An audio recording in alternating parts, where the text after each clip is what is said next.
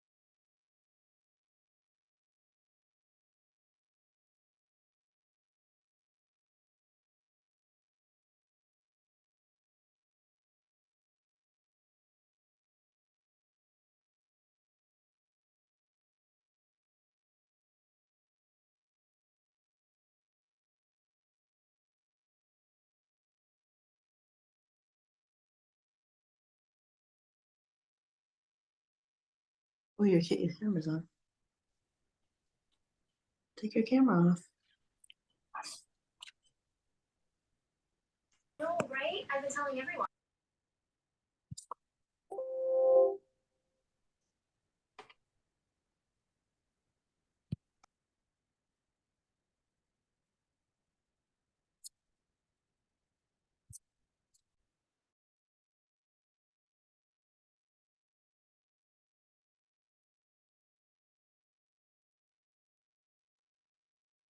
No, it's not. It's right there. You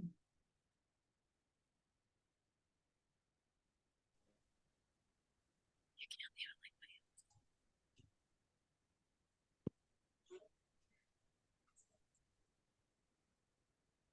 that. Just curious if anybody can hear me.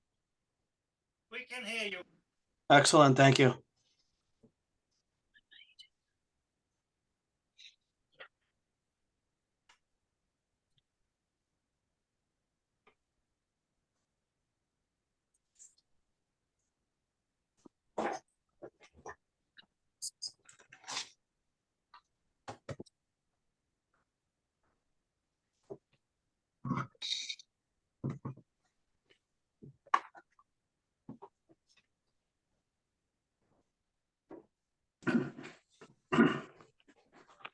Evening, Gene.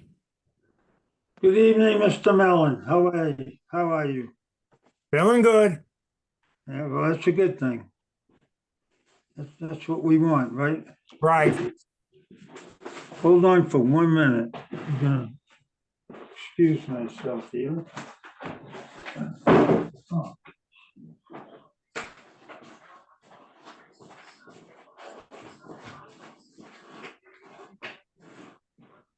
How you doing, Joe?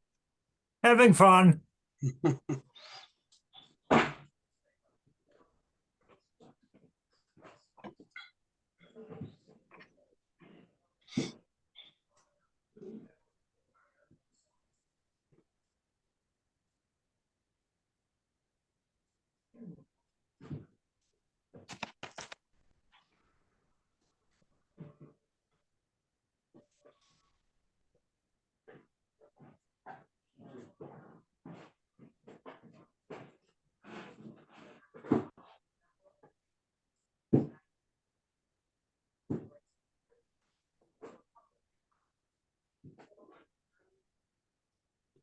Like Josh, we're just waiting for Tony for 1 minute, guys, before we get going.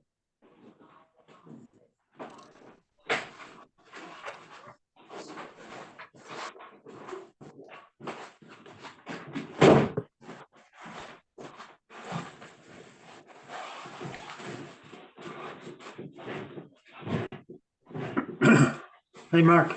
Hey, how you doing, Mr. Cullinan? Very good, very good. We're gonna a big day for you tonight, huh? Yeah, very well. you appointed me back in, I think, 2011. The second time's always better. Yes. I'm glad to have, I'm glad you're coming back on, so. I've been here the whole time. Thank you. Yeah. Thank you. Oh, I'm sorry. Yeah. These speakers are kind of low. I don't know. Hi, Tony. Hello.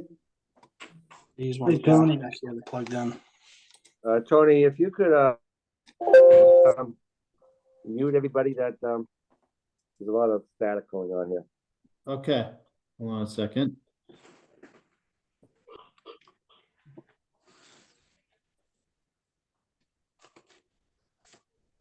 Yeah, it's these speakers that are plugged in. I wonder if I can, they're up all the way. Oh, sorry, come down here. Okay, I think we're all here, so I'm gonna open up the Board of Selectmen's meeting of Wednesday, January 10th, 6:30, via Zoom. The opening comments. I do want to mention, first of all, the sadness that was recently reported of the deaths of 3 of our residents in Nahant from the carbon monoxide poisoning at their home. Very sad. I knew the family really well. I know Johanna, I believe I pronounced her name correctly, worked at the Council on Aging for a number of years. It was very helpful. And I know John, who I grew up with, served on a number of committees over the years. It's very sad. And I know we have Chief Antrim on that we're going to come to a little later to talk about this hazard and what we can do to make sure that all of our residents are safe as we enter this winter season. So we'll get to the chief with that in a minute. Hey, Go Mark, ahead, Mark, if I could just make one comment, and that is, I thought that if you saw the interview on TV, Ted Mahoney and John Maletti did a great job of paying respect to the Bensons. I think that should be said. Yeah, absolutely. Ted has been a neighbor of the Bensons for most of his life. I think he built his house next to them. It was his first house, so he's been there for a while. I know you probably all remember Mrs. Benson. She was my French teacher and John's mother in the Johnson School for many years. So it's really a sad situation. Yes, it is. Josh, any comments? No, just echoing your comments. Yeah, very sad tragedy, and our hearts go out to the Benson family. And I also want to. My heart goes out to the first responders, police and fire, who had to go to the scene. I know how impactful that could be on your lives and how troubling it can be. And you guys are always there doing your jobs, and I'm sorry you had to go through something like that, but we're lucky to have you. Yeah, that's a difficult, as you said, Mark, that's a difficult thing to go through. I know, our first responders, see a lot of difficult things that, many of us don't even know about. And, their dedication is really appreciated. And, a situation like this just highlights, the challenges they have to live through. Well said, Josh. Okay, I got a few opening comments, and we'll get into business. The winter parking ban is on. It ends on March 20th. The ban runs from 12 a.m. to 6 a.m. No vehicles on the street, regardless of the snow. If you need a winter parking sticker, visit the Nahant Police Station. Town Hall will be closed Monday, January 15th, in observance of the Martin Luther King Jr. holiday. The annual report photo contest. Submit your photo or drawing of your favorite place in town by February 2nd for a chance to be picked for the cover of the 2023 annual report. Visit nahant.org or email Christian Taylor at ktaylor@nahant.org for more information on the rules. And finally, let's see, community preservation applications. The applications due by January 16th, 2024. Visit the Community Preservation Committee page at nahant.org for application and more information. Okay, quick update, Tony or Dan on Coast Guard housing. Sure, Dan, I'll let you go first. Okay, as far as litigations are concerned, we have two trial dates. One is the 24th of January for one of the properties on Goddard, and the other property on Goddard is going to trial on the 31st. So we're making some headway there.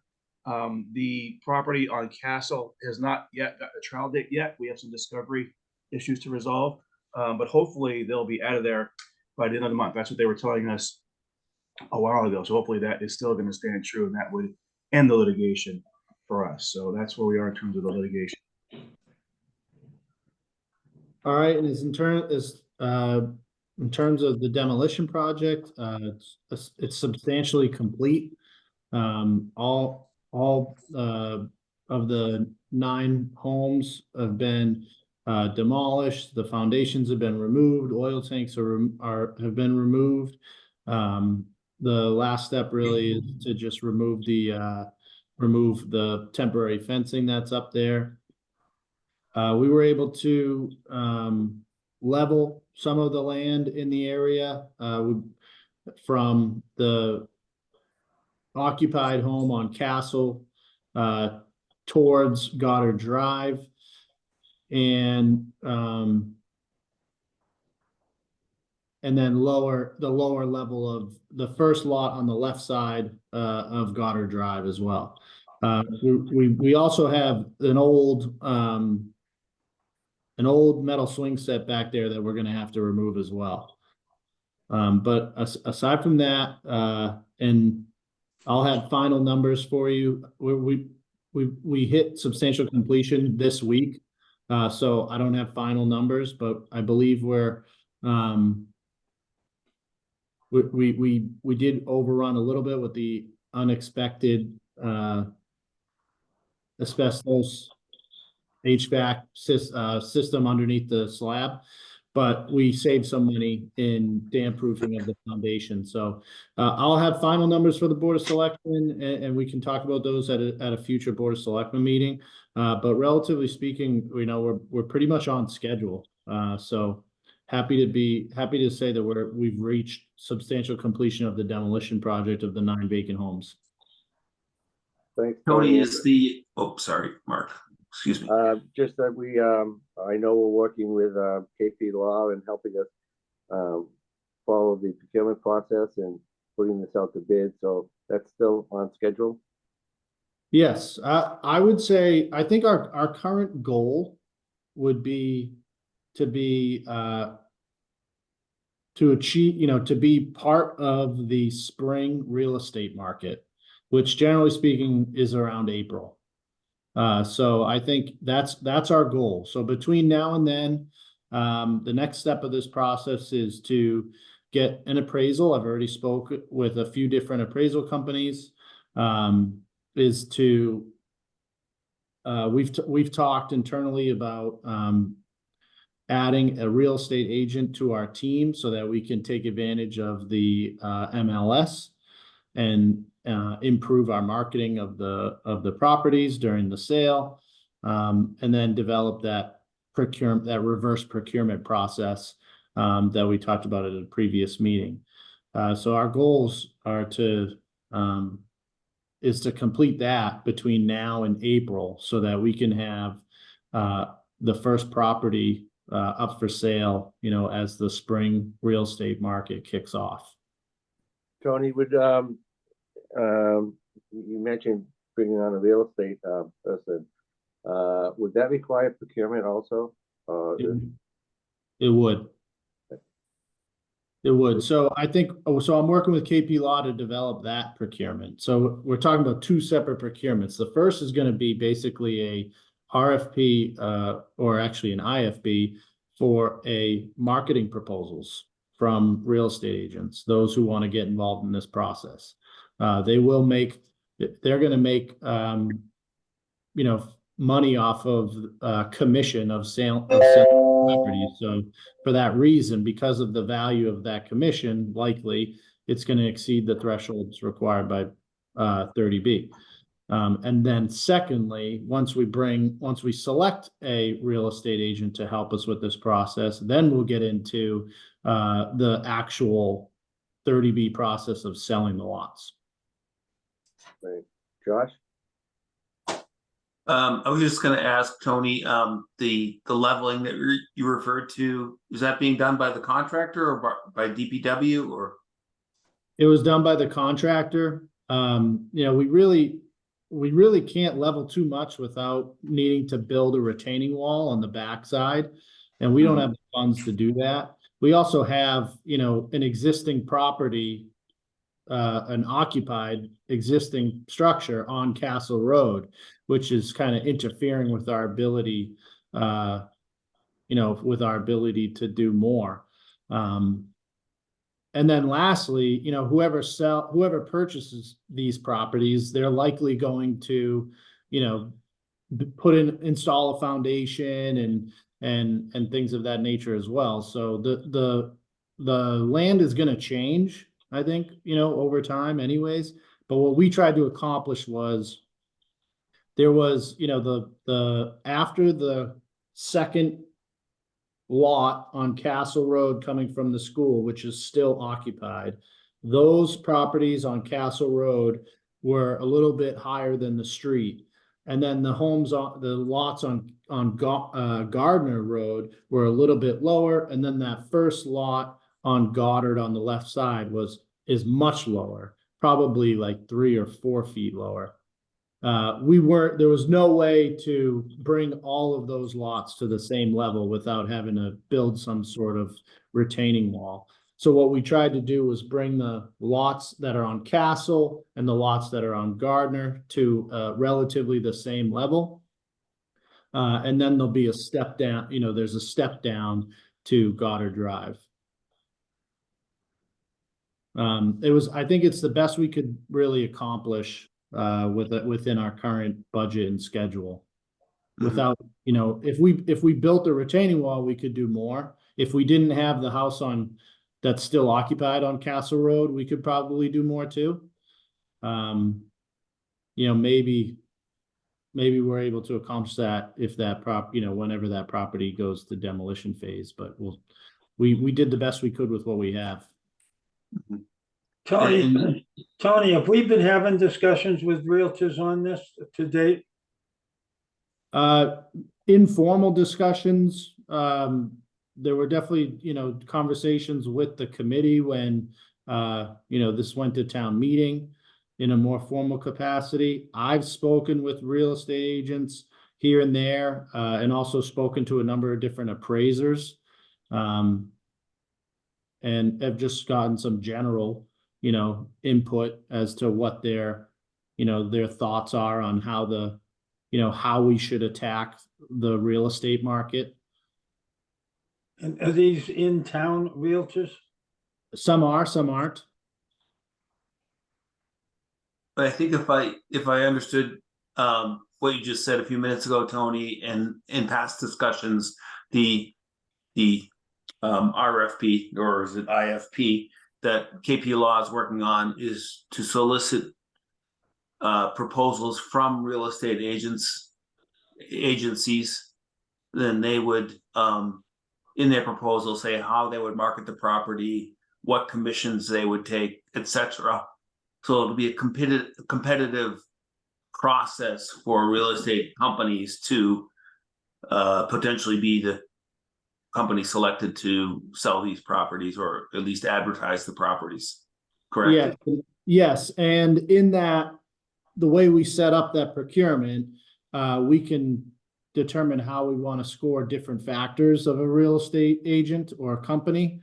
And, one of the things, as Gene was just mentioning, was, familiarity with the local market is something we would want to include in that scoring. Yeah.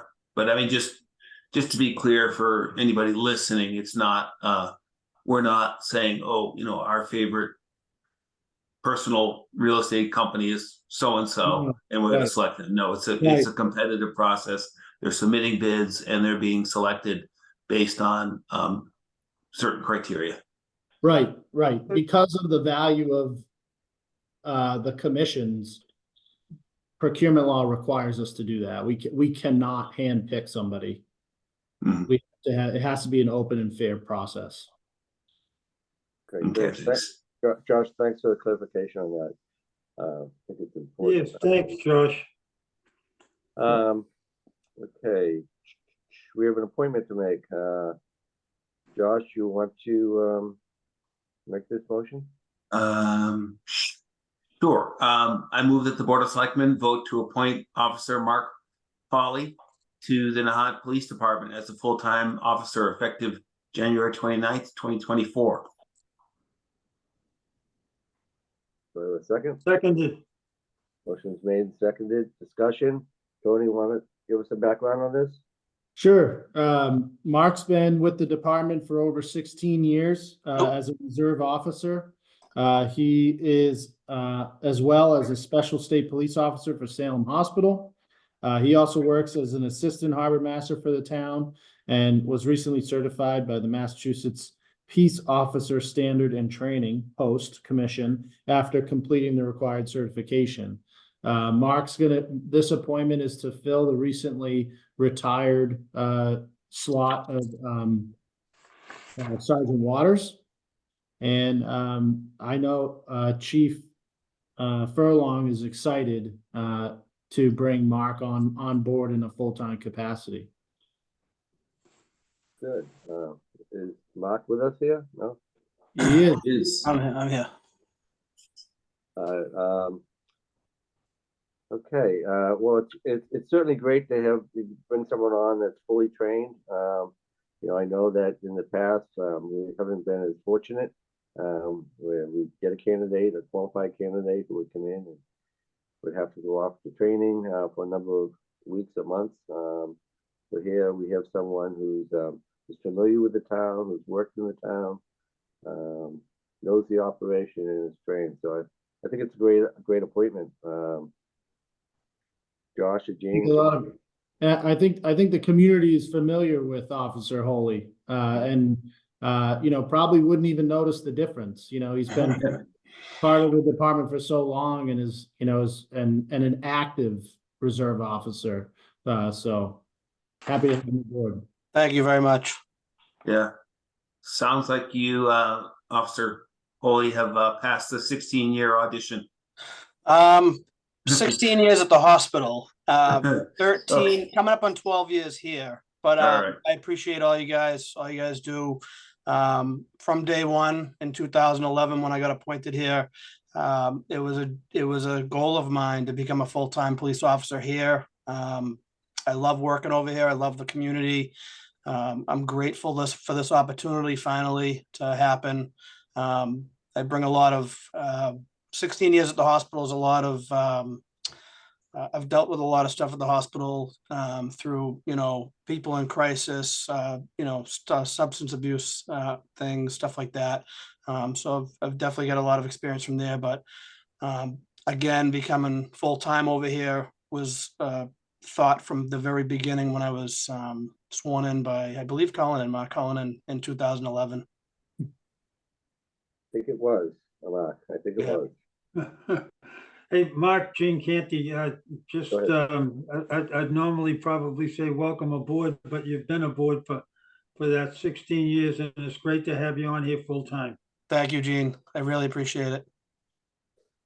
Okay, hearing no further discussion. Josh Antrim, aye? Gene Canty, I. Mark Cullen and I. Welcome aboard, Mark. Thank you, guys. Thank you very much. Congratulations. Appreciate it. Yeah. Thank you. We're happy to have you. Thank you very much. I'm happy to be here. Very happy. Okay, Josh, Gene, we have some borrowing motions here. Josh, if you want to take the first one, I'll take the second because these are pretty long. All right. I think the first one is the 4B. Is that correct? I'm happy to read it too for you if you want. I just want to make sure I have the right document open. Sorry. It's not really in the form of a motion. It's the vote of the Board of Selectmen. I, the clerk of the Board of Selectmen, yada, yada, yada. Do I have the right document open? They both start that way, but I think in either case, it doesn't matter. I don't think it really matters the order of which motion we read first. Okay. So this is the one for 6,800,000, right? Okay.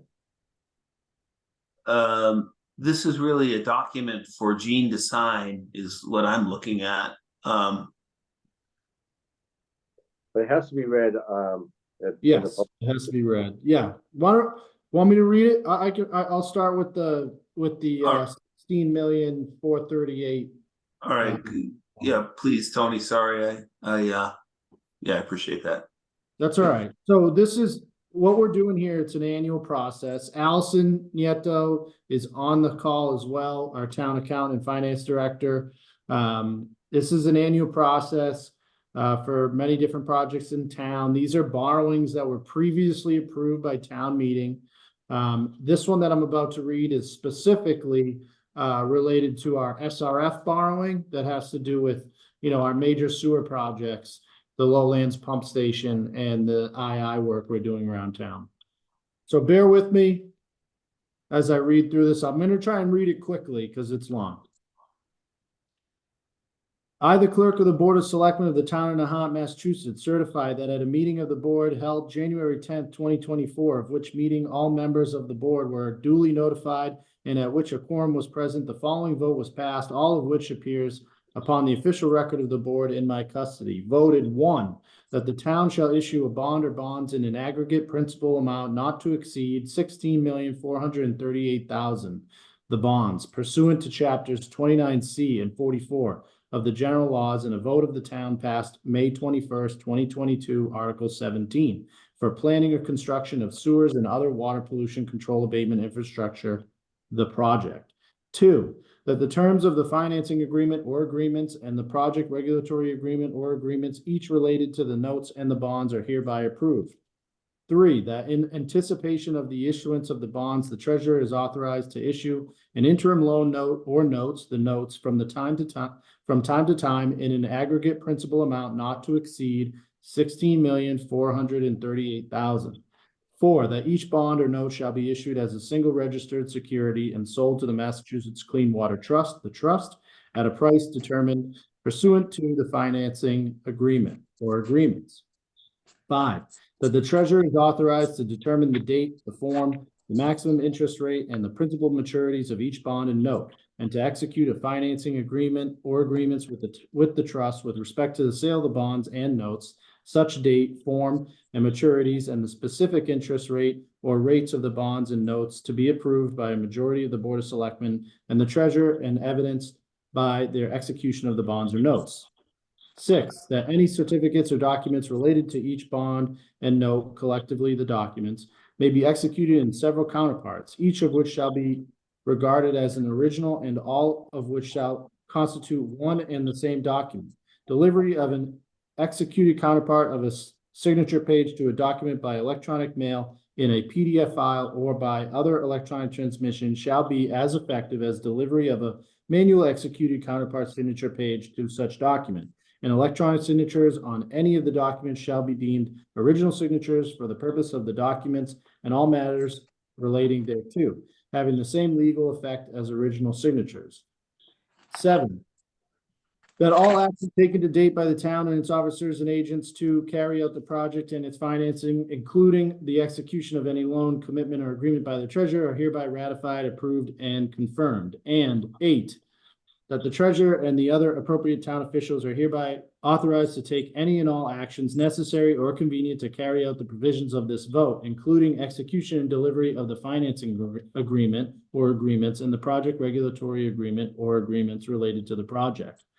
I further certify that the vote was adopted at a meeting open to the public, that no vote was taken by secret ballot, that notice stating the place, date, time, and agenda of the meeting, which agenda included the adoption of the above vote, was filed with the town clerk, and a copy thereof posted in a manner conspicuously visible to the public at all hours in or on the municipal building that the office of the town clerk is located, or if applicable, in accordance with an alternative method of notice prescribed or approved by the Attorney General as set forth in 940 CMR 29.03 Section 2B, at least 48 hours, not including Saturdays, Sundays, and legal holidays, prior to the time of the meeting, and remain so posted at the time of the meeting, that no deliberations or decisions in connection with the sale of the bonds or notes were taken in executive session, and that the official record of the meeting was made available to the public promptly and remains available to the public, all in accordance with General Law, Chapter 30A, Sections 18 through 25 as amended. I further certify that the vote has not been amended, supplemented, or revoked, and remains in effect on this date.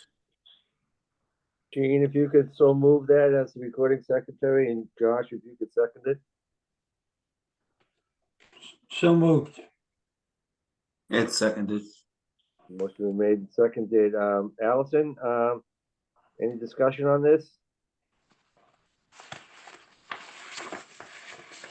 No? I don't know if you have any questions, but this, like Tony said, this is related to the Clean Water Trust revolving account. So it's specifically, this vote is because we're starting phase 2 of the project. and we're starting to have expenditures and submit for reimbursement. And then once we spend so much, then the Clean Water Trust issues a bond for that, and we're responsible for paying the principal and interest. So by you voting on this, it allows the Clean Water Trust to do that.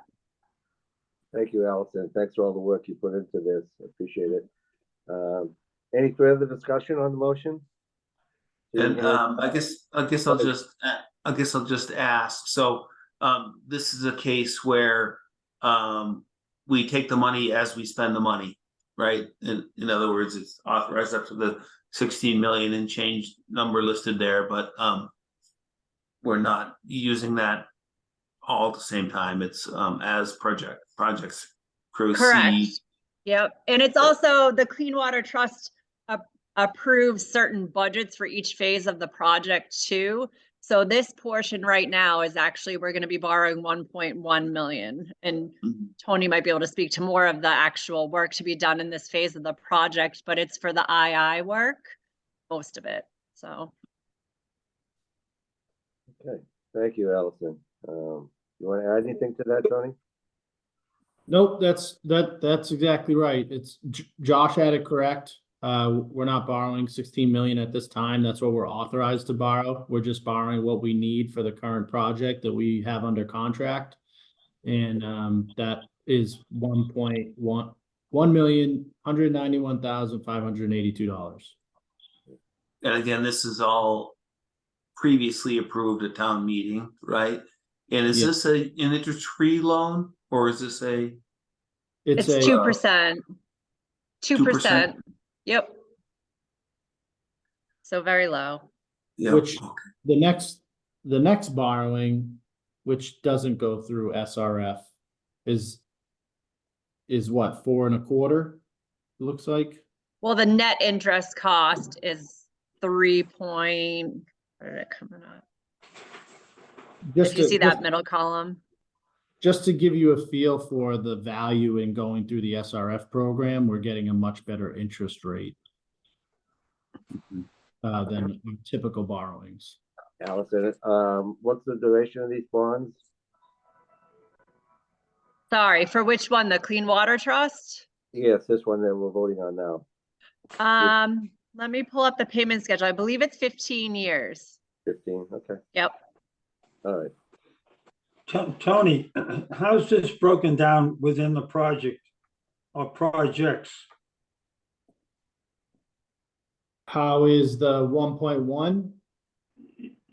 Well, Or the whatever it might 16 be, as we go through it, what are some of the segments of the different projects that we'll be doing? Okay, so we had, our first big project was the Linway Force Main project, which is completed. Right. The second, most higher priority projects is the Lowlands pump station upgrades. And then it's the II or gravity sewer collection system repairs. And that is broken down into two separate phases, the priority 1s and priority 2s. This is priority 1s of the gravity sewer collection system repairs. So essentially what that is, our contractor's already gone through town, through these priority areas. They've cleaned and cameraed those sewer mains. They've identified areas that need spot repairs. They are then after the spot repairs are completed, they're gonna come in and line those sewer mains. And then the last part is in the low-lying areas, those sewer mains are gonna get watertight manholes to prevent inflow from rain or surface flooding. So that project's underway right now. The other two projects, the other large projects that are not in the process yet is the Willow Road Force Main.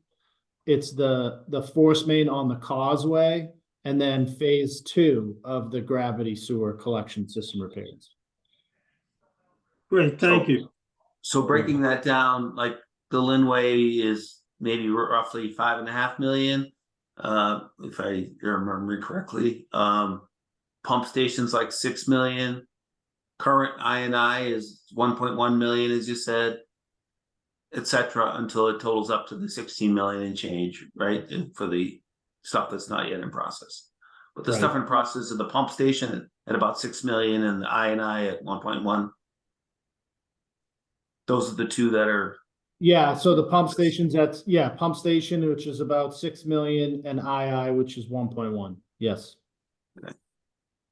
Is that what Excellent. you were getting at, Gene? The what? Is that the breakdown you were looking for? Yes, yeah, because it didn't quite understand how it was broken down and how much each project was going to be contributed to. Yeah. But that thanks, Josh, and thanks, Tony. What we're trying to do here is the balancing act is taking advantage of the, this borrowing source of these really good interest rates. But also, as we complete these projects, we start paying back these loans. And so we're trying to balance, that cost impact on the residents, but also, the need to make these repairs and the availability of this borrowing mechanism. Great, thank you, Tony. Go ahead. Was someone, Allison, were you saying something? Okay. Sorry, I was not. You might have heard my son playing in the background. Good enough. All right, motion's been made and seconded. Any further discussion? Seeing, hearing none, all in favor? Gene Canty, aye. Josh Antrim, aye. Mark Cullen and I. We have one more, Tony. Do you want to do this one too? Yep, I can do this one. So this one is for 7.8 million. And this is for, again, all previously approved borrowings. These are all projects that, some of them are rollovers of previously issued bans that haven't been fully spent yet. Some of them are new projects that were just approved at the recent town meeting. This includes things like paving, Coast Guard housing, CPC for the library and the town hall, lowlands drainage, other, library renovations, the fire truck, things that were previously approved borrowings at town meeting. All right. I, the clerk of the Board of Selectmen of the town of Nahant, Massachusetts, certify that at a meeting of the board held January 10th, 2024, of which meeting all members of the board were duly notified and at which a quorum was present, the following votes were unanimously passed, all of which appear upon the official record of the board in my custody. Voted to approve the sale of $7,866,900, 4.25% general obligation bond anticipation notes, the notes of the town dated January 25th, 2024, and payable July 25th, 2024, to TD Securities USA LLC at par and accrued interest, if any, plus a premium of $31,782.28. Further voted that in connection with the marketing and sale of the notes, the preparation and distribution of a notice of sale and preliminary official statement dated January 2nd, 2024, and a final official statement dated January 9th, 2024, each in such form as may be approved by the town treasurer, be and hereby are ratified, confirmed, approved, and adopted. Further voted that the town treasurer and the Board of Selectmen be and hereby are authorized to execute and deliver a significant events disclosure undertaking in compliance with SEC Rule 15C2-12 in such form as may be approved by bond counsel to the town, which undertaking shall be incorporated by reference in the notes for the benefit of the holders of the notes from time to time. Further voted that we authorize and direct the town treasurer to establish post-issuance federal tax compliance procedures and continuing disclosure procedures in such forms as the town treasurer and the bond counsel deems sufficient, or if such procedures are currently in place, to review and update said procedures in order to monitor and maintain the tax exempt status of the notes and to comply with relevant securities laws.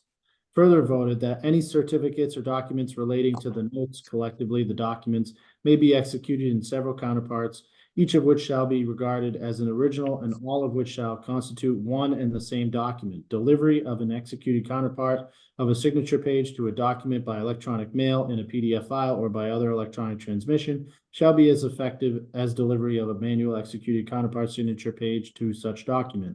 And electronic signatures on any of the documents shall be deemed original signatures for the purposes of the documents and all matters relating thereto, having the same legal effect as original signatures. Further voted that each member of the Board of Selectmen, the town clerk, and the town treasurer be and hereby are authorized to take any and all such actions and execute and deliver such certificates, receipts, or other documents as may be determined by them or any of them to be necessary or convenient to carry into effect the provisions of the foregoing votes. I further certify that the votes were taken at a meeting open to the public, that no vote was taken by secret ballot, that a notice stating the place, date, time, and agenda for the meeting, which agenda included the adoption of the above votes, was filed with the town clerk, and a copy thereof posted in a manner conspicuously visible to the public at all hours in or on the municipal building that the office of the town clerk is located, or, if applicable, in accordance with an alternative method of the notice prescribed or approved by the Attorney General as set forth in 940 CMR 29.03. To B, at least 48 hours, not including Saturdays, Sundays, and legal holidays prior to the time of the meeting and remain so posted at the time of the meeting that no deliberations or decisions in connection with the sale of the notes were taken in executive session, all in accordance with General Law, Chapter 30A, Sections 18 through 25 as amended, dated January 10th, 2024. Thank you. Gene, if you could so move again. So moved. And seconded. Motion made second. And I did notice, Tony, that we had 26 participants when we began these motions. Now we have 17. We managed to put some people to sleep, I think. In spite of your excellent reading skills, some people dropped off. I'm surprised that's it. I'm surprised that's all we lost. I nodded off, but I didn't drop off. Okay, Allison, you want to jump in on this for a minute? Sure. Like Tony said, this is our regular, we usually do issue bans annually. This year has been a little unique. We issued bans 6 months at a time because of the Coast Guard housing demolition project. And I think when we came to you last time, which was in July, we explained that the tax exempt status of the bans could be in jeopardy with the Coast Guard housing demolition, because once those properties go for sale, they're no longer owned by the town and can no longer be considered tax exempt. So that's why we issued 6-month bans, and now they're come due again. We're issuing for another 6 months. So that's what you're approving tonight. In addition to the Coast Guard housing demolition, the funds are for a number of different things, like Tony said. There's the fire truck, there's the previous CPC, borrowing for the library, the town hall, there's paving projects. So it's kind of all of those lumped into one. We had the band sale yesterday. We had a lot of, companies respond, but it was awarded to Hilltop Securities does the sale for us, and it was awarded to the lowest bidder. So that's what's before you. Thank you, Allison. Any further discussion on this motion? I guess I'll just comment on this motion as well as the last motion. They're big numbers, they're big dollar numbers, and but again, like as with the last one, previously approved at town meeting, and they really represent repairs and maintenance that go back. We could say should have been done years ago, and then also put us in position for years into the future. So although these are big numbers, it really spans over many years. Like, for example, the pump station, the only thing that's going to be left from that pump station is the concrete block that constitutes the envelope of the building. Everything inside that, which has exceeded its expected life by quite a few years. And to some degree, we've been quite lucky that things have held up as well as they have. That'll be essentially a brand new pump station, which is, very important for the town. So for anybody hearing these numbers and thinking, oh my God, we're spending so much money, it really does represent a spectrum over quite a few years. So I just wanted to mention that. Good point, Josh. And as you said earlier, these are borrowings for projects that have already been previously voted on at town meeting. So Yeah. it's just a matter of putting all our debt into one bond, one note, and getting a good interest rate. Yeah. Okay. And also just one more piece very quickly, over the last 5 or 6 years, at each of our budgets at each town meeting, we have funded more than the required minimum payment that was due in that given year. So we're actually paying these down more aggressively than is actually expected. And we're doing that to minimize interest payments, correct? Yes. Okay. Okay. Any further discussion? Seeing, hearing none, all in favor? Gene Canty, aye. Josh Antrim, aye. Mark Oh, Cullen, sorry. aye. It's okay. All right. I did just want to say, so there are documents to be signed by all of you for the bands. So whenever you get a chance, if you can stop in town hall, that'd be great. Thank you. Yeah, I'll be here tomorrow. Thanks, Allison. Thanks. Thanks, Allison. Okay, at this point, we have Chief Antrim here tonight to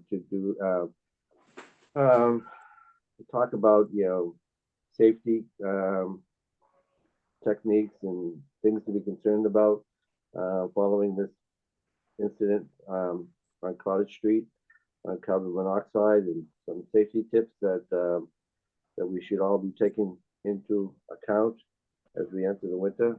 Chief, it's all yours. All right. Thank you, Mark. And thank you to the whole board and for Tony for providing me this opportunity. I did want to start by offering my condolences to the family and friends of the Benson family. It's a terrible tragedy. And what I want to talk about is carbon monoxide and carbon monoxide detectors,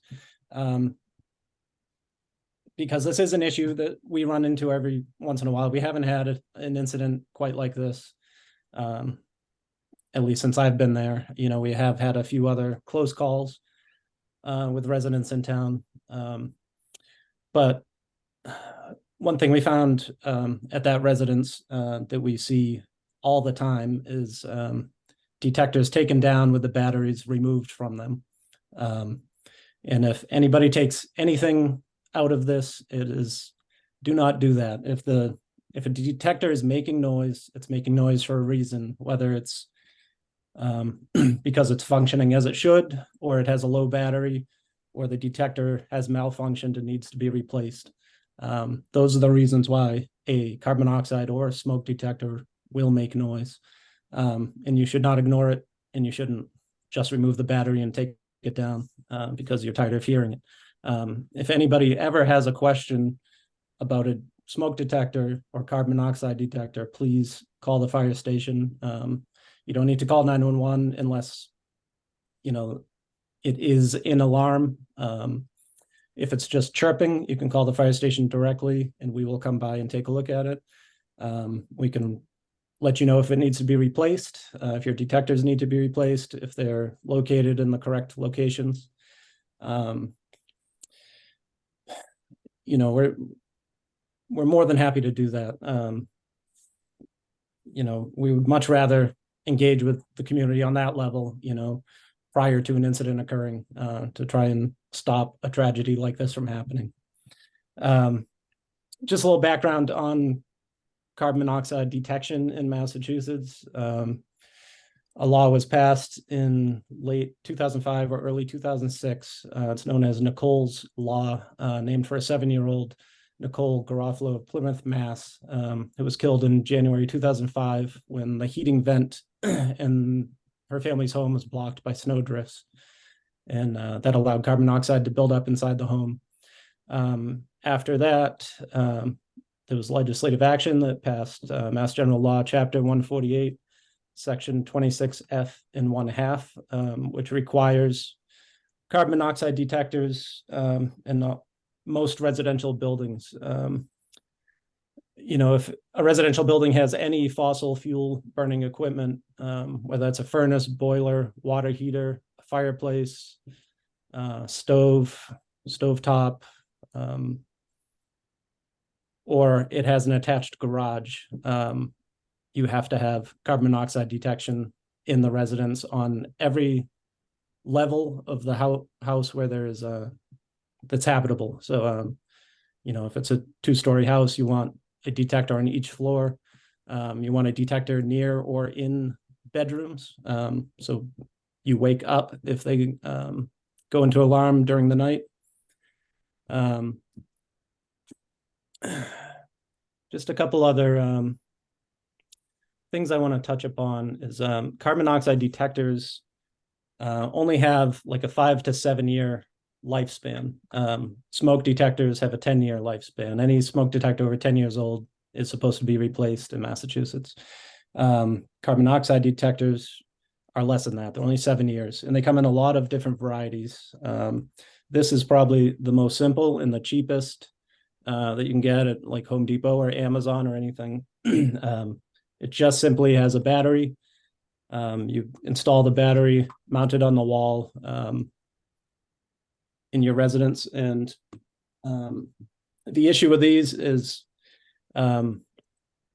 this will only beep and it only has the battery. So if you're not staying on top of testing it and making sure that the battery is still functioning, it's not going to work. If you let it go beyond 7 years and ignore the little chirps that tell you it's reached the end of its life, eventually the battery dies or the detector dies, and you won't know it.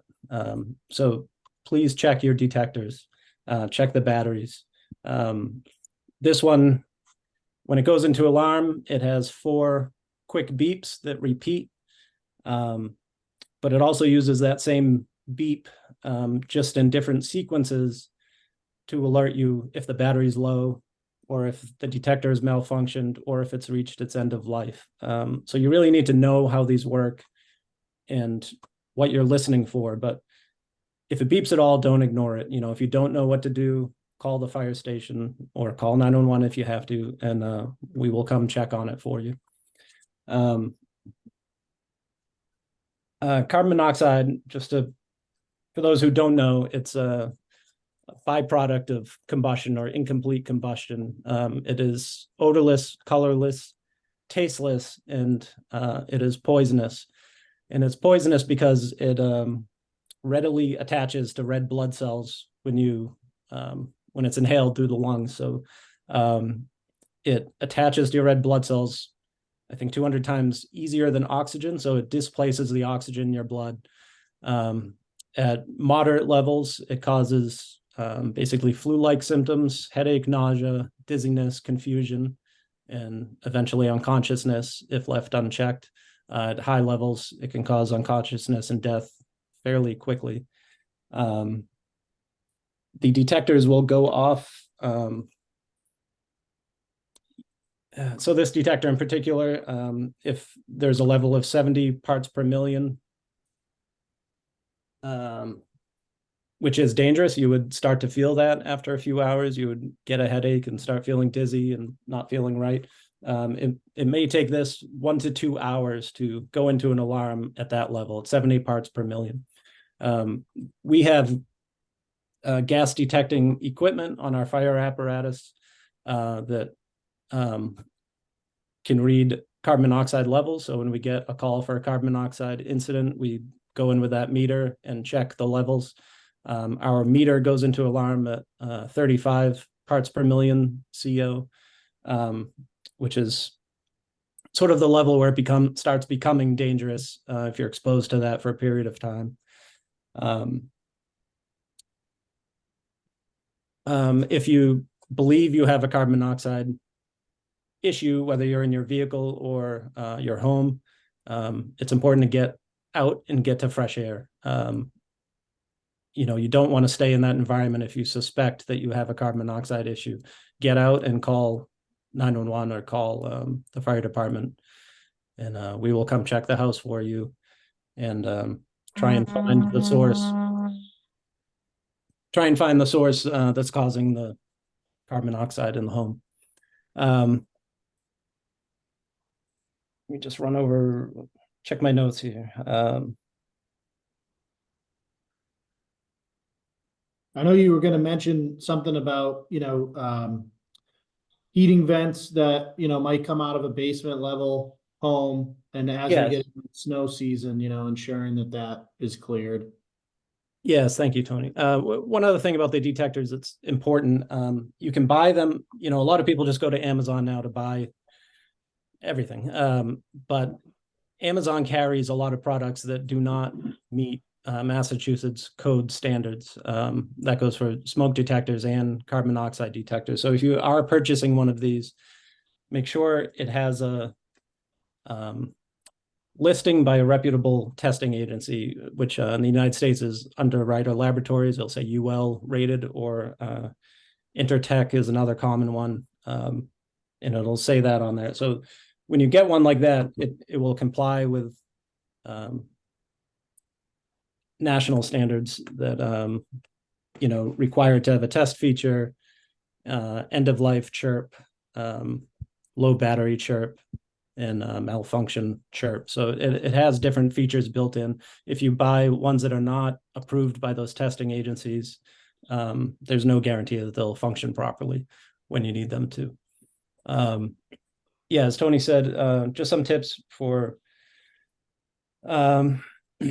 one, have a qualified technician check your heating appliances annually. That's pretty important. As long as you're, if you have an oil furnace or a natural gas furnace or propane, whatever it is, it's important to get them serviced, because when they're functioning normally, they won't, they shouldn't cause a CO, carbon monoxide issue. But if you don't get them serviced annually, they'll begin to perform worse and can eventually cause problems inside your home. As part of that inspection, the technician should also be checking the vents, like Tony said, vents or flues, however your equipment is vented to the outside. Yeah, you want to check your vent pipes, flues, and chimneys for any leaks or blockages. The technology has advanced, so a lot of these furnaces and boilers are direct vented rather than going out a chimney like they used to traditionally. So you'll see, a little PVC pipe sticking out of the side of the building. That's the vent for the furnace. There is code on how high off the ground that has to be and how they have to be oriented.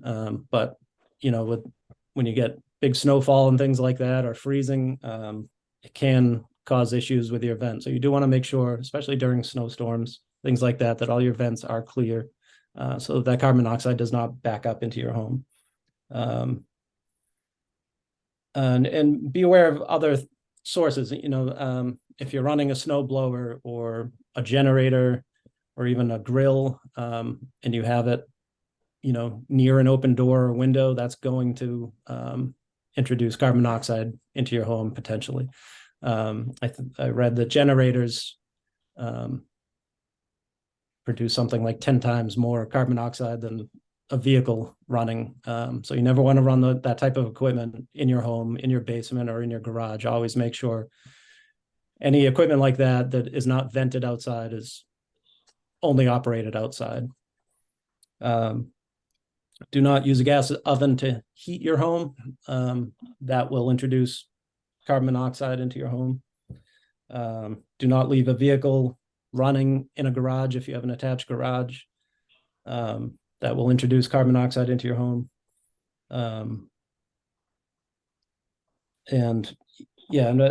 just the biggest thing, if you have a question, anyone out there has a question on your device, or you think there's an issue, just call and ask. We're happy to come out anytime and check your equipment for you, make recommendations on what you need to replace it with, if it needs to be replaced, and where you should place them so that they're effective and can alert you if there's a problem. I won't get into smoke detectors. That's sort of another can of worms, but I'll talk to the town's website developer and put some information on the Nahant Fire website with some information on smoke detectors and carbon monoxide detectors. And I'm happy to provide any information anyone in the public who is looking for it. One thing when I was preparing for tonight and opened up the package of this carbon monoxide detector, it comes with this little folded up pamphlet of information that probably everybody just throws out when they get it. But I read through it. There's a lot of information in there on carbon monoxide, on how these detectors function. And it's important for people to understand how they work. But the biggest thing I want to stress is don't ignore them. Check them, and if it's making noise and you don't know why, contact the fire department and we'll try and figure it out. So thank you for that. And I do want to sort of thank. I was not on scene for that incident. The fire and police personnel that were on scene did a great job under difficult circumstances, and like they always do. And thank you for recognizing that. We're very fortunate to have the employees we do. They do a great job. They certainly do, Chief, and we appreciate them very much.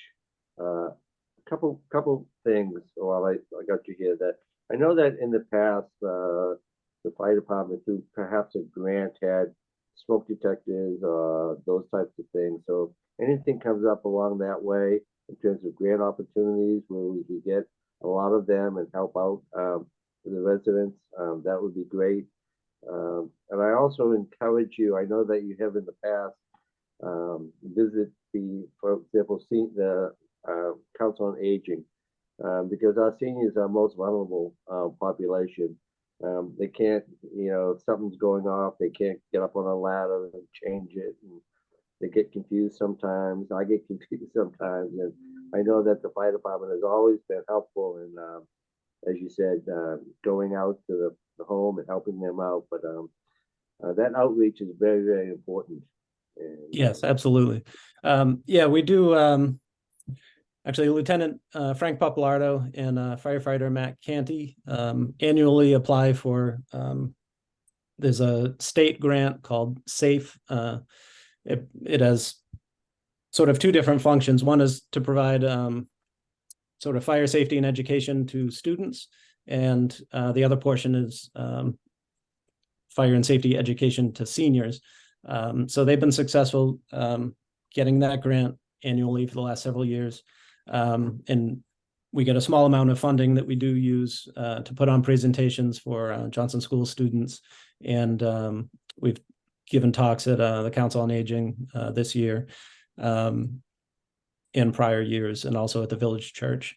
And the money is not quite enough to do. I wish, I do sort of continuously look for programs that have funding, to do what you mentioned. I know when Chief Ward was there, he did get some grant funds for smoke detectors, and the department, I forget how many. I think we installed like 500 smoke detectors around town or something like that.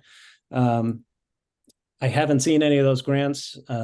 With this last round of the senior safe funding, we did purchase a small amount of smoke detectors and carbon monoxide detectors and batteries, so that when we're out on incidents and encounter houses that do not have them at all, or if they're not adequate, we can offer those. But it's a very limited amount. They're smoke detectors that are approved by Massachusetts. The cheapest ones you can get are about $20 a piece. The carbon monoxide detectors are about $17 a piece for the cheapest ones.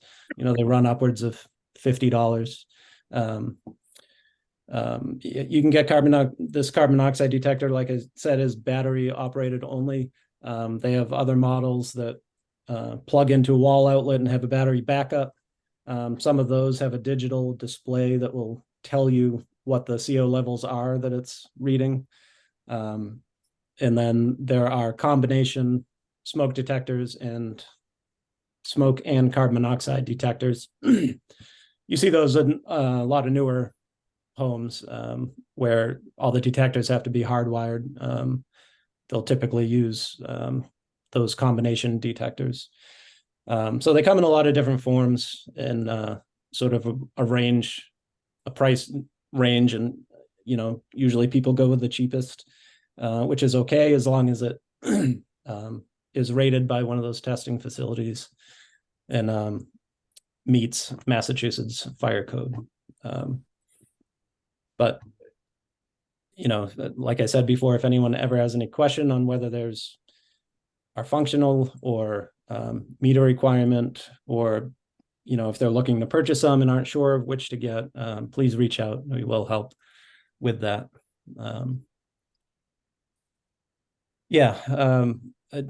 Community outreach is huge. I wish we had sort of more funding and more staffing to sort of engage more with the community. We try and put on these presentations at least once a year. I'd like to increase that. I would love to have a program where we can conduct home safety inspections and check people's detectors, because really the only times we get, state law requires these inspections when there's a sale or transfer of property. That's the only real time we have to enforce that law and make sure that all the detectors are in place where they should be based on when the home was built. Aside from that, the only opportunity we have to get in somebody's house is during an emergency incident. And, if we notice that they don't have adequate detectors, we might follow up on that.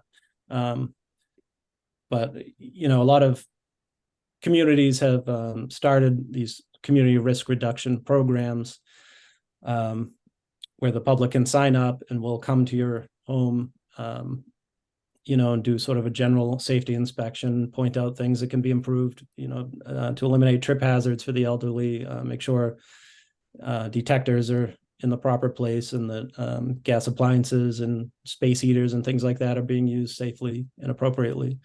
So that's something that I'd like to work towards in Nahant, getting a program like that up and running, even if it's just on a small scale,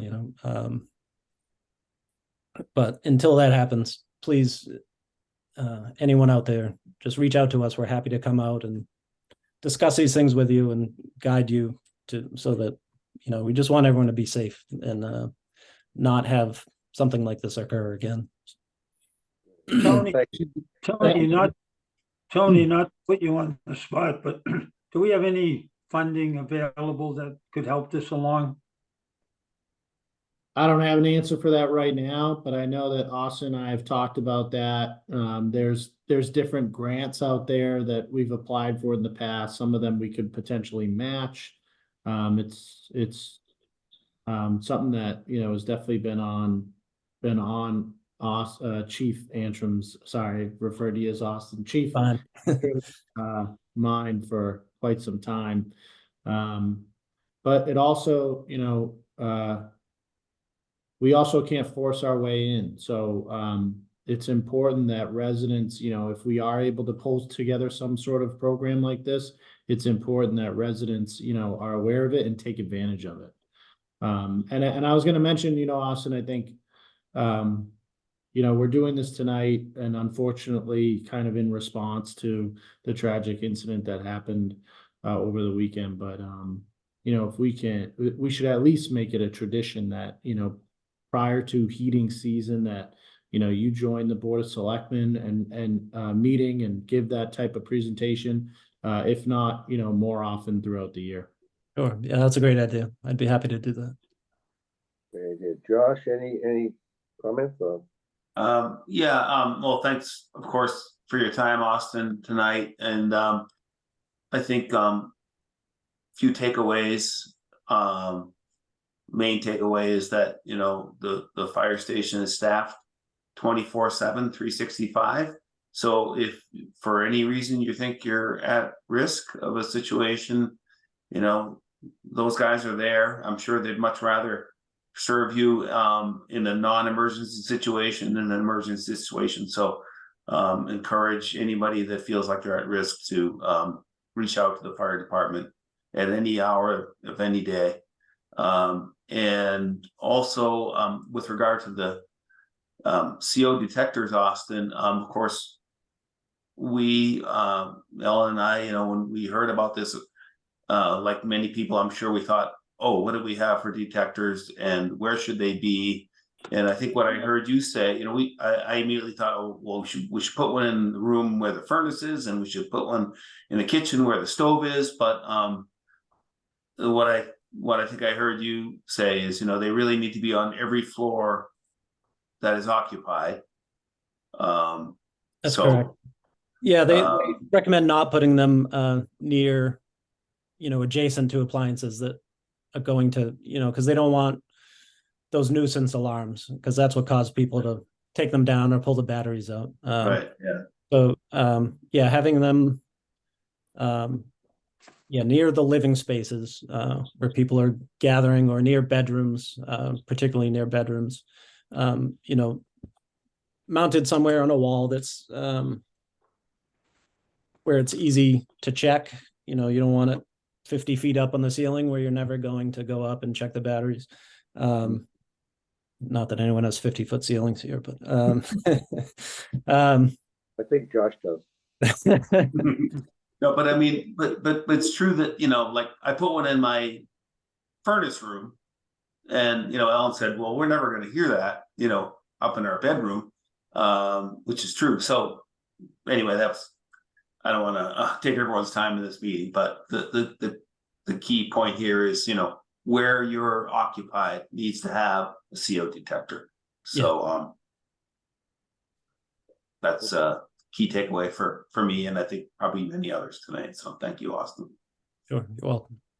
Thank you, Austin. Yeah, one key takeaway I got from you was getting your boiler or your heating system serviced every year. I think it's very important. I think most boilers nowadays self-contained combustion.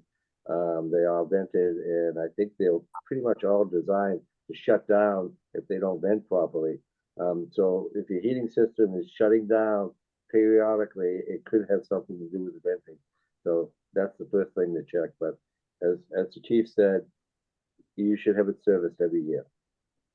Mark, if I could just say thanks to the chief for a solid thank you for the job he and the first responders, police and fire do in this town. I'm always proud to tell people what great departments we have. So chief, thank you, and please pass that along. I will, thank you. All right, thank you. Okay, thanks, chief. Thank you. All right, we're gonna move on. We have minutes to approve. I move that the Board of Selectmen vote to approve the Board of Selectmen meeting minutes from November 15th, 2023 and December 6th, 2023. Seconded. Made and seconded. Any discussion? Seeing, hearing none. All in favor? Gene Canty, aye. Josh Antrim, aye. Mark Cullen, aye. Ongoing business. I'm not going to spend a lot of time on this. I know Josh and Gene, you got your comments in on the town administrator's goals. And I think Kristen put that all together and sent us a copy of it. I think what I would like to try to do as we move forward is to at least visit these goals once a quarter, once every 3 months. I will put together a sort of a worksheet that will be easy for us to use, similar to what we did last time. Needs improvement, meets or exceeds expectations, and we can use that as a basis for discussions every quarter on the TA's goals, if that's okay with you too. That's fine with me. Yeah, same. Fine. Okay, great. Okay, anything, Josh, on East Point? I guess I just want to make one point about town administrator goals, and I think this is probably obvious to Tony, our town administrator, but when we put forth these goals, it's really to help you be as successful as possible in serving the town of Nahant. So they're not arbitrary wishes. It's really all about how we can help you help serve the town of Nahant. So we're trying to help you succeed, and we see these goals as a tool towards that goal. Yeah, I feel the same, and in just a short discussion with Tony the other day, the one thing I would like to see is probably not us giving Tony a time frame, but Tony giving us his own time frame as to when he thinks each of these or a number of these goals should be completed. And that way there we have an opportunity to say, hey, you know, have we got this, have we got that? You know, we said we were gonna use February 24th and it's now the 25th. It's just anything that keeps it moving. And that's not to say it isn't moving, it's just to keep it moving. Yeah, I agree, Gene, and that also is something that town residents you know, often want to know, like not like if something's going to get done, but if and when something's going to get done. So yeah, just supporting your comment, Gene. Thank you. Okay, thanks, Gene. Okay. I appreciate the time you guys put into the document. And yeah, I completely agree with you, Josh. For me, I enjoy having the goals and having the timeframes. It helps. There's so much stuff that comes in through your office, through my office on a daily basis. And without that goal sheet, things can fall through the cracks. So we have to prioritize because we are so short-staffed and there's just not enough time to accomplish everything. So the goals, set a clear, direction and path of what the priorities are. So I'm appreciative of it. I appreciate the time you guys put into it. Thanks, Tony. Thanks, Tony. Okay. Yeah, so East Point, where I guess the only thing going on right now is we're waiting for the January 24th hearing and eager for a positive outcome on the 24th. Great. Me too. That's going to be held in Newburyport. I believe that's correct. Yes. So, Josh, what is expected to happen at that? So this is I believe that Judge Karp makes a decision on the motions for summary judgment.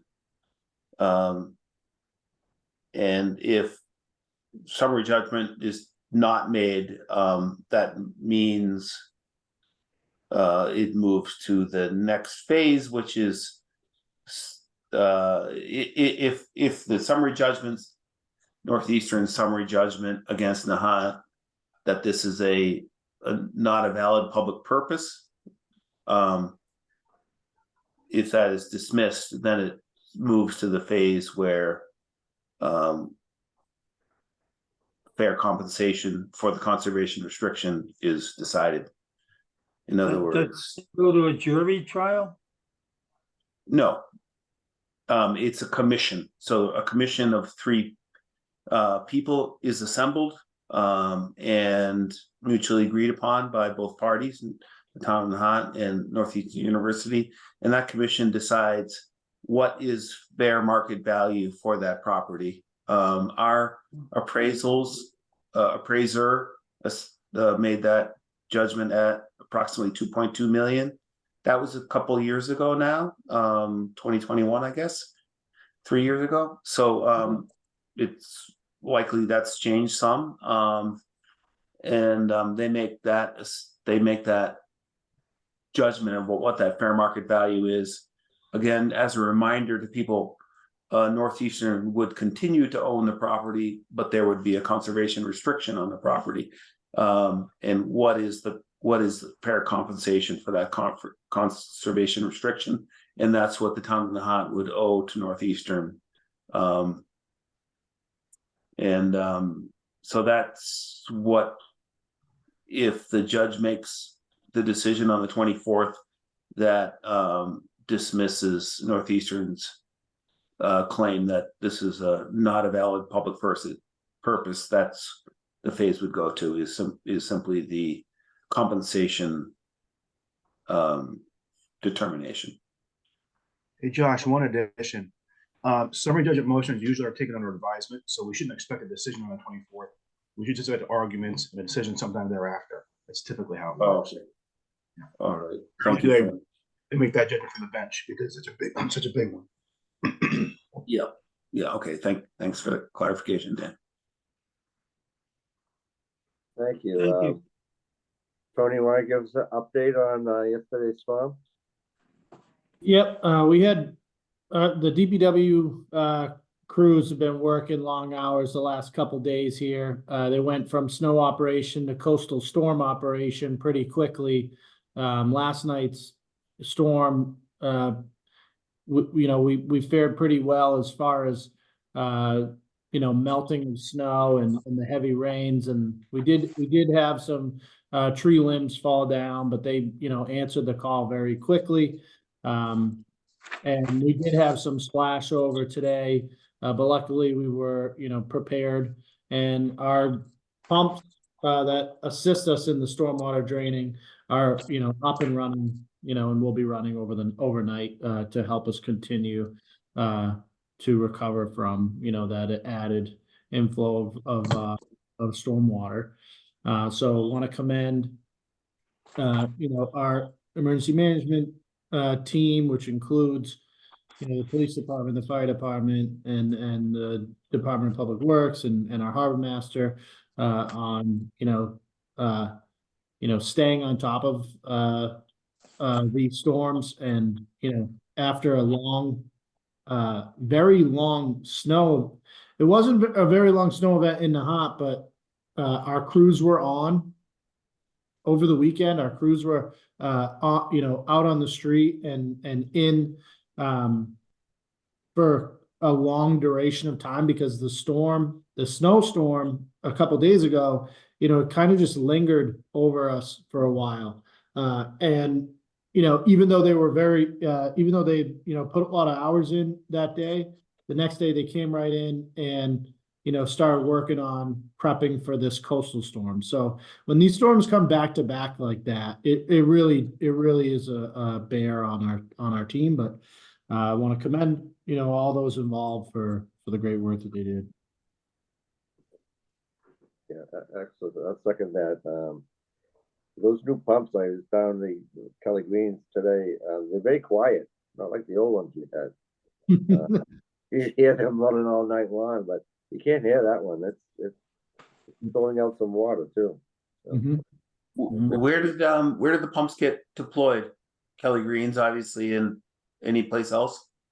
We had another pump on Castle Road, and then we have we keep the other 8-inch large pump as a backup. We keep it at the DPW in case we have to, in case the one that's deployed at Bear Pond goes down, we can quickly replace it. You didn't have to use that second 8-inch pump. No. And what about the one on Castle Road? Did that actually get turned on, or you did? Yeah. Yep. Out of the famous manhole on Castle Road at the end of Foxwood. Okay. Yeah. Yep.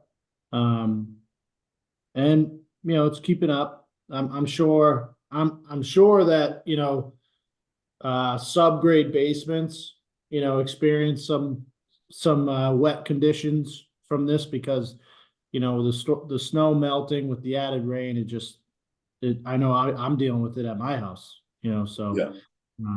But for the most part, street levels are good. We definitely had some surface. I think I sent you guys some pictures, some above grade surface flooding on White Way and Willow Road. But again, the DPW was able to kind of reduce that pretty quickly, but it did build up fast, as well. So something that we'll be looking at as a potential item in our upcoming budget, I think. As I was talking a little bit earlier too about the gravity sewer repairs, All of that camera work has been completed. All the cleaning has been completed. The spot repairs are occurring now. They'll be they'll be at the end of Emerald Road tomorrow. And then we have, they'll be going in front of the Conservation Commission next week, just because we have 4 manholes on the Doggy Beach side of Nahant Road, in between Little Nahant and the life saving station, that are buried by the dune. So we're going to the Concom just to give them kind of an understanding of what our approach is going to be on how we uncover those manholes, so that we can access them for the lining project, and then, you know, and then come back and put in the new manholes covers there. So we'll be in front of the Concom next week regarding those 4 manholes, and then hopefully be doing that work the following week. And then lining will occur in February, and then the manhole covers will be later in the summer. The thing with when you go through SRF, I'm kind of going a little too far here, but when you deal with SRF, all products have to be made here in the United States. So a lot of the products that we use have always been made here, but have recently switched or changed to out of country manufacturing. So now, you know, we have to decide whether we try to go through a 8-week process of a waiver with the feds on whether we can purchase that product, and then there's probably another 8-week lead time if we get approved when we go to actually order them, or, you know, switch to a different product that's made here in the United States that, you know, isn't consistent with the other types of manhole covers that we have in town. So that's the latest hurdle that we're trying to overcome. Okay. Thanks, Tony. Citizens Forum.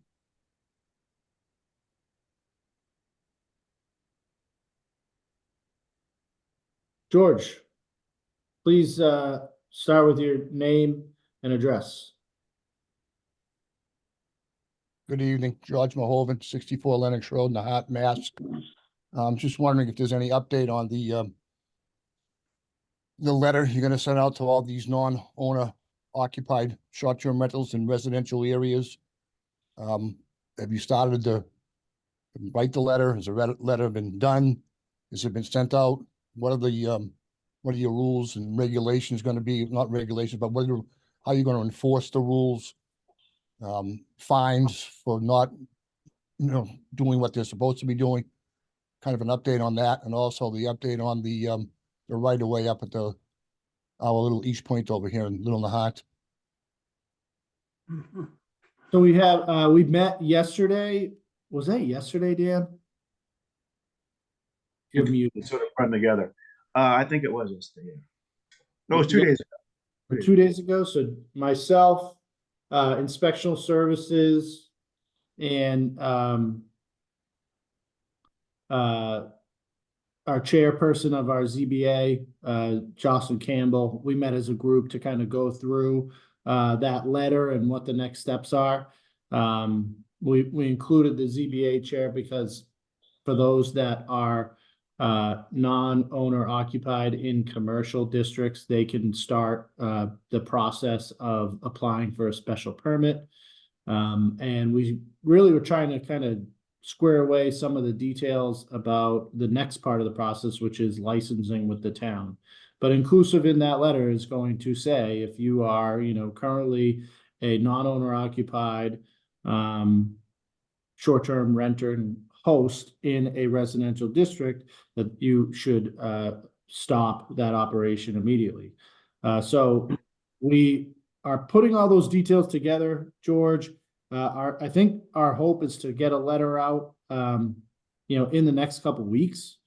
I want to make sure, I want to go over that with the selectmen, but like I said, we just met a couple days ago, so we got to make some revisions to our current draft, and then we'll be getting that out.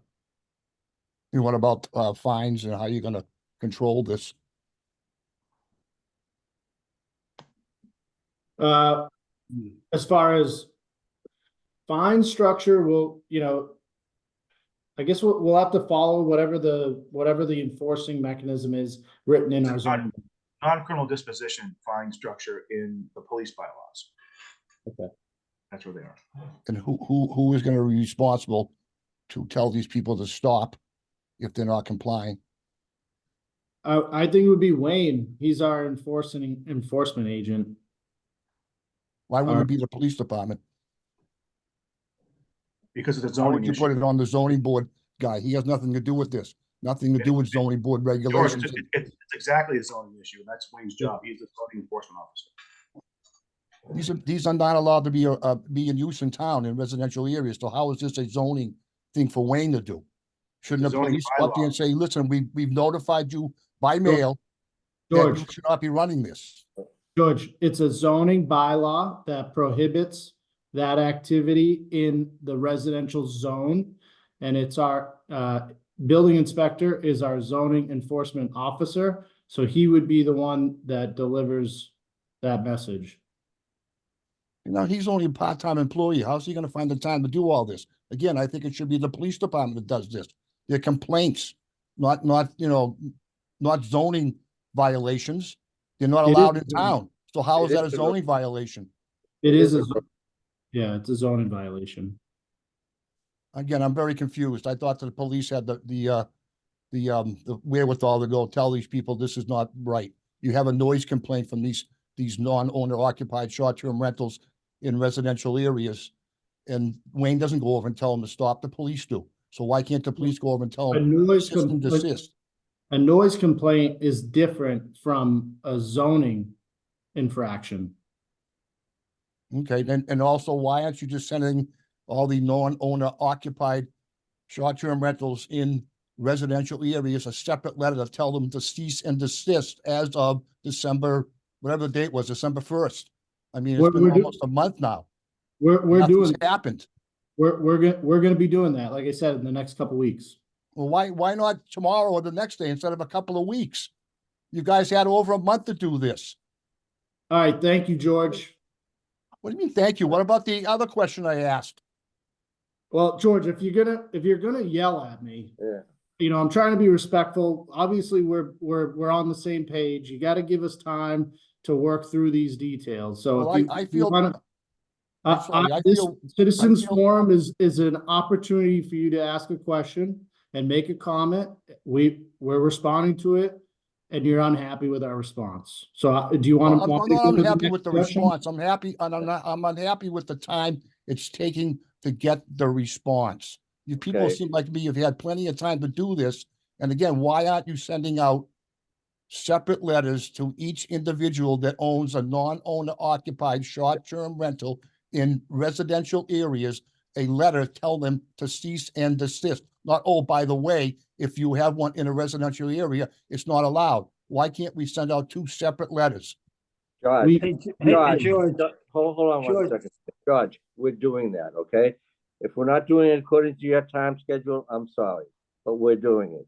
There's a lot of things going on in this It's town. not just my But- time schedule, What? gentlemen, it's the whole town's time schedule. They Well, voted for this, and they would George, like all to see right, some we're gonna- action. George, I gotta we're gonna end this conversation, okay? We're working on this. We're gonna get the letter out, and that's that. So, I hear what you're saying, but if you're unhappy, you're unhappy. I'm sorry about that, but we're working on it. All right, and then, Next question is on the right of way, Tony. yeah, so Dan and I are meeting with, our, what's her title? She's the title examiner. Title examiner. We're meeting with her tomorrow.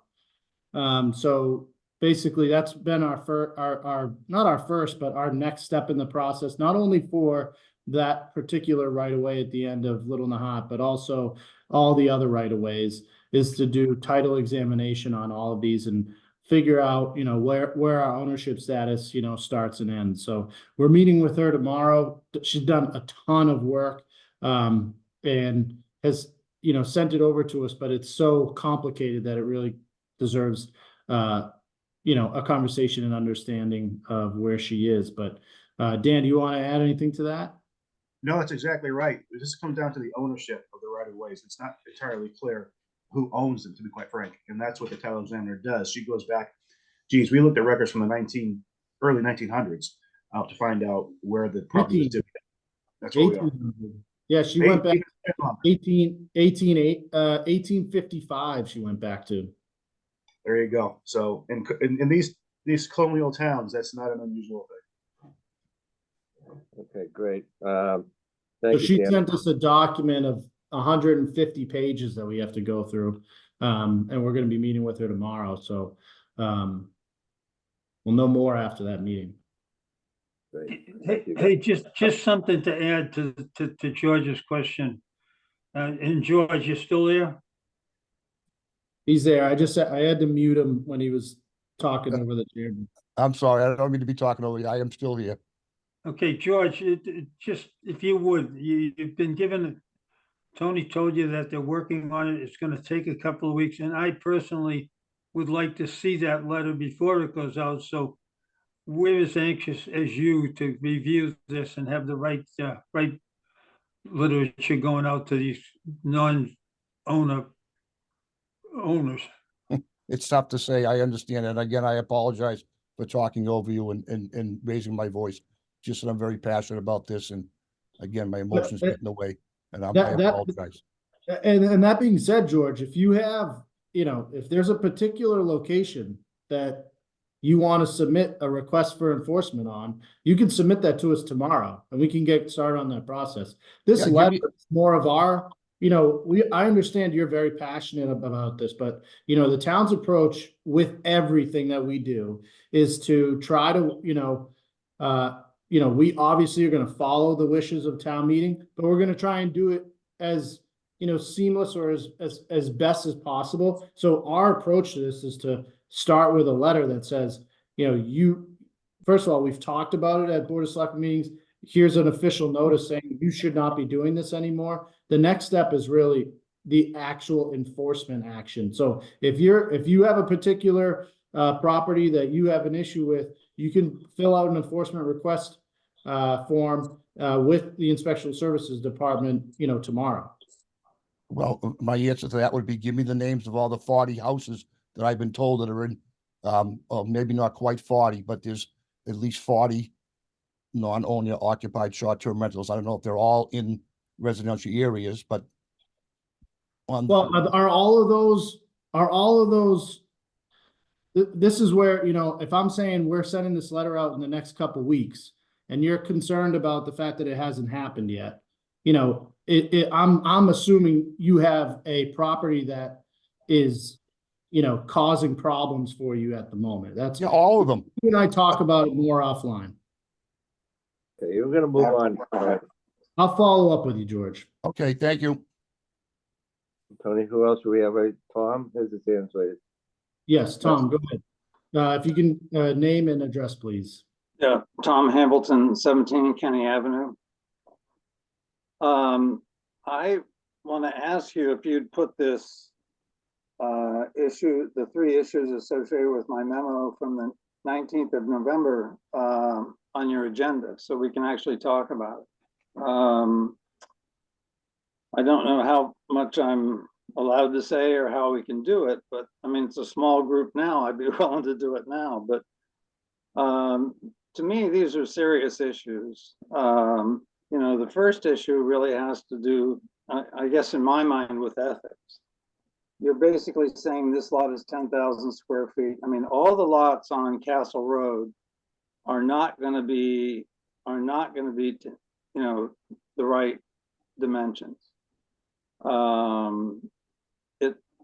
Right now, the drawing that the planning board signed, or most of the planning board signed, is 2 feet in the road. And we still wanted 8 feet. We wanted to retain that 8 feet. And there's plenty of room there. The drawing was changed so that one middle lot is 11,000, the others are 10, but so there is room to change it. Tom, let me jump in here. Yeah. I am aware of the issues that you and the committee had in terms of getting into the details of this plan at the Coast Guard housing. What I suggest, I know that you and Tony had met earlier. No, we haven't. We haven't had a chance, to meet, Mark. So Tony, Dan, Tom, Dan and I, Tony, why don't I suggest this? Why don't you meet with Tom as a member of the Coast Guard Housing Committee? Look at what his issues are, concerns are, and then perhaps we could address it on the next meeting. Well, I mean, these issues are simple. Okay, we'll address that on the next meeting then. Let's just make sure we understand what the contours of those issues are, that each member of the Board of Selectmen understand it, and then we can put it on the agenda. Okay, I sent you all memos. I don't know if you got them or not. I sent you the top topo map that was done back before, and then I sent you just some excerpt pages from the, so you have all that, right? Yes, I believe we have. Yeah, we got that in the email. I agree, Mark. I like your suggestion. If it's acceptable to you, Tom, it's certainly something that's easier to go through with maps and topographical maps in front of us and showing the setbacks from Castle Road and stuff like that, as opposed to handling in citizens forum, without those documents in front of us. So Yeah, that reference. And I appreciate that you're saying you're trying to level it, but that was Judy Zahora's interpretation of what a topo map was. So it's not the same. And there was real concerns about making sure the sidewalk was at street level so nobody got hurt. So, I mean, there's reasons for the things that the committee did. So, okay. So I'll meet with Tony and then you'll put it on the agenda. that works for me. Okay. I'm gonna send an email As soon as you have a chance. Maybe a half hour is all we'll need. Dan, if you could join me in that meeting too. Sure. And I'm sending an email to you, Tom, with Kristen and Dan on it right now, asking to get it scheduled. Dan and I did meet already, and we consulted with Peter Barber too, to kind of get an understanding of some of the comments you made in your email. So we did review it. We kind of went through it, but yeah, the next step of kind of looping you into that, I'll get scheduled with Kristen. Okay. She'll reach out to you, Tom. Okay. Thanks so much. Thanks, Bob. Yep. I have Jeff Lewis up next, I think. Hi, thank you. Jeff Lewis, 6 Ellsworth Road, Nahant. It's a numbers question. Tony, you may have it, you may not. If you don't, then we can talk later on it. Phase 1 of water and sewer completed last year. And I was wondering, have you got the final number of what the impact on the annual debt shift will be for the completion of phase 1? And number 2, with the new $16 million bonds, I'm assuming that some of phase 2 is going into that. Do you know whether that'll hit in FY25 and how much will it be? Or will it hit, when will we start paying out? FY25, FY26? And how much will the impact be on debt shift? I know Allison and you and I have been, emailing back and forth pretty regularly. Let's, if you don't mind, Jeff, shoot me an email with those questions and we'll follow up. Those are pretty specific. I don't have that information off the top of my head. All I can tell you is that we don't start, the project gets completed and then it's the following fiscal year where you start paying that back, and it impacts the debt shift that you're talking about. And phase 1 will then hit this year, do you know? FY24? Yeah. Meaning the Linway project? Yeah, the Linway project. Yes, I believe that's correct. And that, did I hear 15 years going forward? Were they 15-year bonds or are they longer for that? longer than that. I think That's Allison what Allison 15. had said, yeah. Again, I'll contact you either tomorrow or Friday. Yeah, let's do that. Let's do that, because I don't have those numbers off the top of my head. Okay, Thanks, Joe. thank you. Do you have any others, Tony? I don't see any.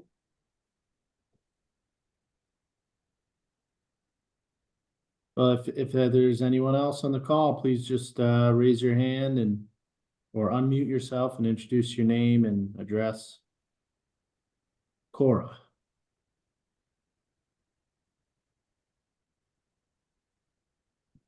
Can you hear me? Yes. Can. Hi. Yeah, in light of all the big things that's going on in town, I think this is pretty minimal, but I just want an update on what's going on with the pickleball courts. I was hoping for the TA report on for the year, so that would give us where we're at, but that wasn't happening tonight. So yeah, can you just give us an update, Tony, on where we're at? Sure. And Cora, could you just say your name and address for the record? Cora Long 263 Nahant Road. Thank you. So painting has been done. Next step is installing lighting. And I've was able to put together get a plan set from the engineer who built the courts a couple of years ago. I've provided that to Ed Poulin, who's putting together a lighting plan for the Conservation Commission. Because there's going to be, because of the wetlands, there's going to be, and where these, new conduit and where the footings for the light poles are going to go, we have to go before the Conservation Commission first. So once that's done, we'll be going in front of the Concom, and once that permit is squared away, we'll be hoping to do that project in the spring. So For the is everything lighting. done besides the lighting, Tony? Everything that was approved by the CPC? No, there was other items like screens, wind screens, equipment, things of that nature. But we want to, the lighting, we don't know what the final cost of the project's going to be. So we don't want to you don't want to spend money on those things until you finish the lighting project. Okay. So once the lighting project is done, we'll hopefully have some remaining balance in that budget, and we can go and, adding windscreens to the fence and things of that nature. It's pretty simple. Or And sorry, I may have spoken over you and I spoke over you No, again, so sorry. Yeah. No, you're good, Josh. You're good, yeah. So so the timeline for that is mid-spring? Hopefully early spring. The hope is that as soon as we can start that job, we get it going, because obviously we don't want to be interfering with, the warmer weather and the use of the court. Okay, yeah, right. And so the equipment, have that been ordered? No, we're not. I wasn't gonna order any equipment until we have the lighting project completed. Okay. I don't want to be in a position where I can't award a contract because I don't have the funds, because I spent them on windscreens. I think the The lighting. CPC provided the funds. I mean, you've got more than 30,000 plus we have 7 that we raised. So you're like $40,000 for a $30,000 project, right? It's an estimated budget. It really, once you get the contractor on board and they actually, give you a scope of work with a contract price, and if there isn't any overruns and whatever you find, you don't know what the true price is until you actually do the construction. Right, but wait, yeah, okay, so that sounds good. So we're looking at mid-March for this to be up and running. I don't know if I would say mid-March, but I mean, we want to get it done before, the weather gets warm. I would, yeah, mid-March. Mid-March is fine. That would be a good goal. That means we have to get in front of the Conservation Commission. They're meeting to next week, so it would probably be the February meeting. Yeah, that's end of April latest. That's right. That's great. That'd be great. Yeah, That would be a perfect. success. That'd be a success, I think. Okay, sounds good. All right, thank you. Thank you. You're Tony. welcome. Okay, any more, Tony? If there's anyone else on the call, please raise your hand and unmute yourself. Can I ask a question? Is the CPC meeting before the January 16th deadline? Do you know that, Tony? The next CPC meeting? Yeah, because I know the deadline for the applications is next week. I don't currently see anything on the calendar. I didn't know if you knew of any. I'm just thinking about that deadline, and I should have mentioned it earlier when you mentioned the deadline. Well, Kristen. We can take this offline, I guess. No, but what I was going to tell you is we spoke with our PR folks, and we were today about a story that they could do. We try to do a different story, every other week or so. And the one we focused on was that deadline coming up. So Kristen was sending all the relevant information to them so they could put together a press release so we could hopefully get out tomorrow or Friday that, hopefully garners attention and highlights the fact that the deadline is coming up on the 16th. So if that was your goal, is to try to bring awareness to the deadline, we're trying to do that too.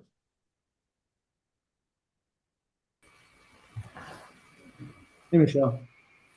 Hi, Michelle Capano, 29 Ocean Street. Just in regards to follow up to Josh's comments on the CPC for this fiscal year. And then I don't know if you know this or not, but do you know how many applications you've received? And do we think there's an opportunity to extend the deadline if we feel like we're getting a low number of applications? Because there's lack of communication and awareness around the grant process for folks. I know CPC does a great job at explaining it. I attended their December meeting. My feedback is that it seems like the online application enablement was late, and it didn't give people enough time to go back and keep checking the website when it was going to be available. And so I myself was also checking, and I just saw that the link was out there recently. I just feel like maybe we may need to consider extending the timeline because of that. I don't know what sets the deadline. Oh, sorry, Tony, I just don't feel comfortable speaking for the Community Preservation Committee. No, and I understand that. I can shoot Lynn Spencer a quick note on it. Yeah. I know, Michelle, there's several, actually that Tony emailed to me today that the town is planning on submitting. I know the open space has a couple they're planning on submitting. So any tally that the CPC has right now is definitely short of what applications will be submitted by the 16th. So there's a bunch that are coming that maybe CPC doesn't know are coming. And that happens. I think they do expect that the town submits their own grants as well. My thinking is just for residents, given, the holidays and stuff. And then, like I said, I was checking as well and hadn't seen that link, and it just seemed like it took a while, but I will do this. I'll follow up with Lynn, Tony, to be cross-copied on it. So if it can be considered just to extend it by maybe another week, and then in the upcoming press release, maybe it's a way of notifying residents that it's happening and stuff. I just want to make sure folks get an opportunity to think about, how to use that funding that's available and things that we want to see happen in the town that make this a great place. Yeah, no, I agree, Michelle, and actually that's why I asked if there was a meeting planned, is that typically the process is, people, committees, the town will submit applications, and then there's a CPC meeting and they talk about those things, and sometimes they recommend some edits or changes or evolution of the applications.